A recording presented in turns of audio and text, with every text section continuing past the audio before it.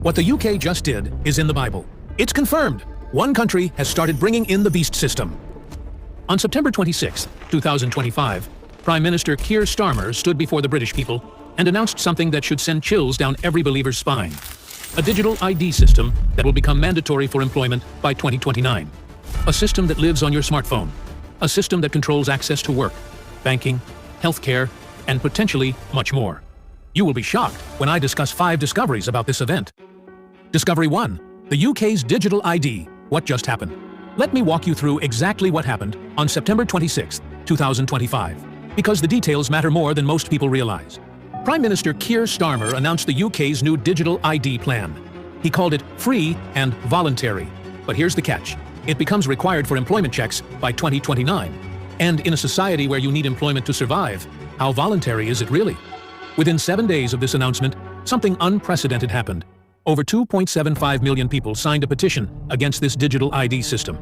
That's the fastest growing digital rebellion in British history. The British people are terrified, and they should be. But here's what makes this even more concerning. This isn't a physical card you can leave at home. This isn't something you can choose not to carry. This digital ID lives on your smartphone. It's embedded in apps. It's part of your digital existence. The system will control access to employment, banking, healthcare, benefits, voting, and even age-restricted purchases. Reports are already surfacing that the gov.uk ID Check app is auto-installing on iPhones through NHS app links. People are waking up to find surveillance software on their phones without their consent. Think about what this means. Lose your phone, you lose access to society, refuse the ID, you lose your job, push back against the system, you get flagged as suspicious. But here's the question that should keep every believer awake at night. What happens when this ID becomes tied to your spending power, your health access, your freedom of movement, or even your belief system? Because this is just the beginning. Discovery 2. How this matches Revelation 13. Now let me show you something that will absolutely blow your mind. Turn with me to Revelation 13, 16 to 17. And he causeth all, both small and great, rich and poor, free and bond, to receive a mark in their right hand or in their foreheads, and that no man might buy or sell, save he that had the mark, or the name of the beast, or the number of his name. Look at the parallels. He causeth all. The UK system is designed for all citizens and legal residents. Universal coverage. Both small and great, rich and poor. This affects everyone regardless of social status. Rich executives and poor workers alike will need this ID to be employed. That no man might buy or sell. Cannot work without this ID. Cannot access banking without verification. Cannot participate in the economy without digital compliance. The Apostle John saw a system where economic participation would be controlled by a mark or identifier. The UK just announced exactly that, a digital identifier that controls access to employment and financial services. But here's what makes this even more prophetic. The potential future connection to central bank digital currency. The UK is already testing programmable money, digital currency that can be controlled, restricted, and monitored by government authorities. Imagine money that expires, that can only be spent on approved items, that tracks every transaction you make. The groundwork for a society-wide control grid is being laid quietly, legally, and globally. And most people are too distracted to notice. But here's the question that should terrify every student of prophecy. Why is this happening now? Why does it match so perfectly the sequence the Bible described 2,000 years ago? Discovery 3. Is this just a UK issue? Here's where this gets really unsettling. What's happening in the UK isn't isolated. It's not a unique British experiment. It's part of a coordinated global system that's being implemented nation by nation, step by step, using the same playbook. Revelation 17, 12 to 13. And the 10 horns which thou sawest are 10 kings, which have received no kingdom as yet, but receive power as kings 1 hour with the beast. These have one mind, and shall give their power and strength unto the beast. A coordinated global system where multiple nations have one mind and give their power to a central authority. Let me show you exactly how this is already happening. Estonia, the digital society blueprint. Estonia has had a comprehensive e-ID system since 2002. Every Estonian citizen over 15 has a mandatory digital identity card. They cannot vote without it. They cannot access banking without it. They cannot receive health care without it. They cannot own property without it. 99% of all government services require the digital ID.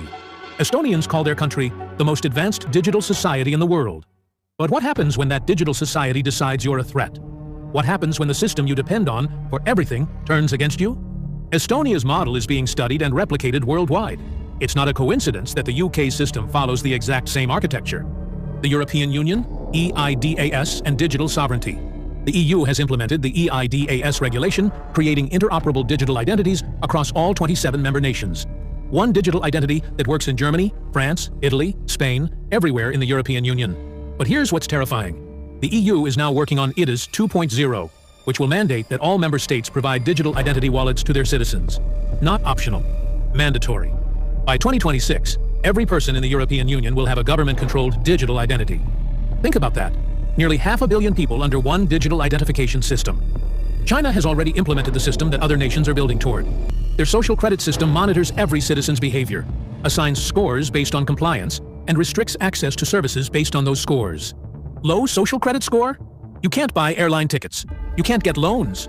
Your children can't attend certain schools. You can't access high-speed internet. You can't stay in good hotels. The Chinese government doesn't need to arrest dissidents anymore. They just lower their social credit scores and let economic pressure do the rest. And here's what should absolutely terrify you. Western tech companies helped build China's surveillance system. The same companies now building digital identity systems in the UK, Europe, and North America. What looks like national policy is actually part of an international playbook. The World Economic Forum has been promoting digital identity systems through their Known Traveler Digital Identity Program. The same organizations pushing climate lockdowns, central bank digital currencies, and stakeholder capitalism are also pushing digital identity systems. This isn't conspiracy theory. These are publicly stated goals from publicly available documents from international organizations that openly describe their plans for global governance. Here's what the global system looks like when you connect all the pieces. Digital identity systems that prove who you are and control access to services. Central bank digital currencies that control how you spend and what you can buy. Social credit systems that control your privileges based on compliance. Carbon credit systems that control your consumption based on environmental metrics. The biblical warning, Revelation 13:7. And it was given unto him to make war with the saints, and to overcome them. And power was given him over all kindreds, and tongues, and nations. Over all kindreds, and tongues, and nations. Not just one country, not just one region. Global authority, worldwide control, universal compliance. We're watching the infrastructure for that global system being built right now. Nation by nation, system by system, crisis by crisis. This is the infrastructure of tyranny being built in the name of security, efficiency, and progress. And most people are too distracted by entertainment, politics, and daily survival to notice what's happening. Now I know what some of you are thinking.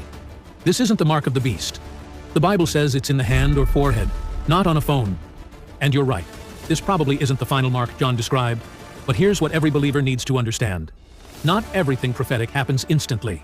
Sometimes it begins subtly, deceptively, building the infrastructure for what's coming. The greatest deceptions don't announce themselves as evil. They come disguised as progress, security, convenience, and social responsibility. 1 Thessalonians 5:3. For when they shall say, peace and safety, then sudden destruction cometh upon them, as travail upon a woman with child, and they shall not escape. The UK government is selling this digital ID as peace and safety, protection from fraud, security against illegal immigration, safety from identity theft. But what if this safety is actually the foundation for unprecedented control? Here's how I see it. If this isn't the mark itself, it's definitely the dress rehearsal. Once the digital infrastructure is built, once people are dependent on digital systems for survival, once resistance becomes impossible, all it takes is a single global crisis to flip the switch. Economic collapse, pandemic, war, climate emergency, food shortage, any crisis that demands emergency measures and temporary restrictions that somehow never get removed. Discovery 4. From ID to beast, how this could escalate. Let me show you how this could progress based on biblical prophecy and current technology. Phase 1. Digital ID becomes required for employment. We're already here in the UK. Phase 2. Banking and welfare systems integrate with the digital ID. Cannot access benefits, open accounts, or conduct financial transactions without verification. Phase 3. Social credit scoring influences privileges. Good citizens get full access. Dissidents get restricted access. We're already seeing this model in China. Phase 4. The system becomes tied to belief systems. Christians who refuse to compromise, who won't affirm anti-biblical ideologies, who resist government overreach, they get cut off from economic participation. Daniel 7:25. And he shall speak great words against the Most High, and shall wear out the saints of the Most High, and think to change times and laws, and they shall be given into his hand until a time and times, and the dividing of time. Wear out the saints, not necessarily through physical persecution, but through systematic pressure, economic starvation, social isolation, and digital exclusion. Here's what's terrifying. No conspiracy theory is needed to see how this happens. All the features of this control system are already public and legal in the UK's policy documents. The technology exists. The legal framework is in place. The enforcement mechanisms are being tested. And the UK isn't the end. It may just be the beginning of a system that wraps the world in digital chains disguised as digital convenience. So how should believers respond to what we're witnessing? First, remember Psalm 2, 1-4. Why do the heathen rage, and the people imagine a vain thing? The kings of the earth set themselves, and the rulers take counsel together against the Lord, and against his anointed, saying, Let us break their bands asunder, and cast away their cords from us. He that sitteth in the heavens shall laugh. The Lord shall have them in derision. God is not surprised by digital surveillance systems. He's not caught off guard by government overreach. He's not worried about technological tyranny. He sits in the heavens and laughs at the futile rebellion of human rulers. Second, study Revelation 14, 9-12. And the third angel followed them, saying with a loud voice, If any man worship the beast and his image, and receive his mark in his forehead or in his hand, the same shall drink of the wine of the wrath of God, which is poured out without mixture into the cup of his indignation. And he shall be tormented with fire and brimstone in the presence of the holy angels, and in the presence of the Lamb.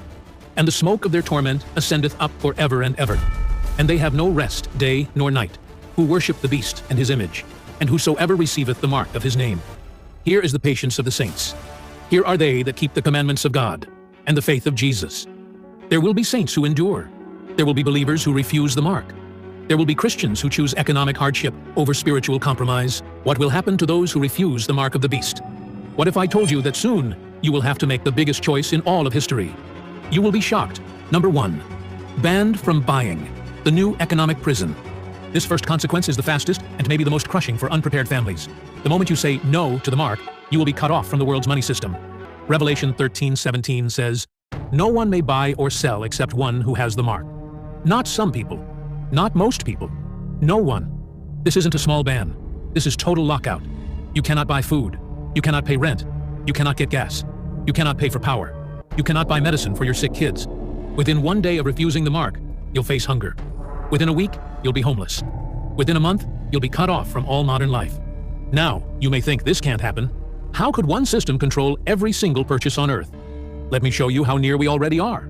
In Sweden, cash makes up less than 2% of purchases. Most stores no longer take money. Everything is digital. Everything is tracked. Everything can be controlled. Central bank digital currencies are being launched all over the world, letting governments control every penny you spend. These are not private cryptocurrencies. These are government digital dollars that can be shut off in an instant. But here's the scary part. The technology already exists to tie your payment ability to your body. Your fingerprint, your face, your DNA can become your wallet.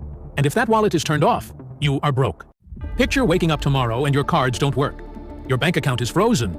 Every store scans your face and shows access denied. Every digital payment rejects your fingerprint. Your children are hungry, but you cannot buy food. Your rent is due, but you cannot pay. Your car runs out of gas, but no one will sell to you. This is economic exile. Total, instant, crushing. And here's the chilling part. This is designed to crush your mind before it kills your body. They want you to watch marked families eat while your kids starve. They want you to see marked people live in comfort while you lose everything. The pressure will feel unbearable. Each day you hold out, your family suffers more. Each day you resist, life becomes harder. The emotional pain will be worse than any physical pain. But here's what the enemy doesn't want you to know, and what will shock you about our second consequence. While the world turns its back on you, something supernatural happens that most believers have never seen. Consequence 2. Divine protection, supernatural provision and safety. Here's where the story changes and gives you chills and hope. While the world tries to starve you, God will bring a protection plan He has prepared for thousands of years. Revelation 12:6 says, Then the woman fled into the wilderness, where she has a place prepared by God, that they should feed her there 1,260 days. Look at the words, a place prepared by God. This is not a last-minute rescue. This is a planned system of help. Isaiah 33:16 says, He will dwell on high. His place of defense will be the fortress of rocks. Bread will be given him. His water will be sure. Bread will be given. Water will be sure. Not maybe. Will. You may think this sounds too good to be true. Food and water from God in modern times? Remember what God has done before. For 40 years in the wilderness, God fed 3 million Israelites with manna from heaven. Every morning, fresh bread lay on the ground. Their clothes never wore out. Their shoes never broke. Water came from rocks. When Elijah was hunted by King Ahab, God sent ravens with bread and meat twice a day. During a 3.5-year famine, Elijah never went hungry. When a widow had only a little flour and oil left, God made it last for years to feed her, her son, and Elijah. When 5,000 were hungry, Jesus took 5 loaves and 2 fish and fed them all with 12 baskets left over. The same God still works. His power has not gone away. His love has not gone down. And here's what is even more encouraging. God has prepared for this time. Psalm 91 says, "He who dwells in the secret place of the Most High shall abide under the shadow of the Almighty. Surely he shall deliver you from the snare of the fowler and from the perilous pestilence. He shall cover you with his feathers, and under his wings you shall take refuge. His truth shall be your shield and buckler." And verse 7 says, "1,000 may fall at your side, and 10,000 at your right hand, but it shall not come near you." Food and shelter, safety from harm, peace in chaos. Christians today in underground churches report miracles like this. But you must understand, God's protection does not erase all hardship. It turns hardship into spiritual growth. Which brings us to the third consequence. While you are fighting doubts, forces will work to break you with persecution. You will not be able to work in the United Kingdom if you do not have digital ID. Our immigration system does need to be fair if we want to maintain that binding contract that our politics is built on. And that is why today I am announcing this government will make a new free of charge digital ID mandatory for the right to work by the end of this Parliament. Let me spell that out. You will not be able to work in the United Kingdom if you do not have digital ID. It's as simple as that.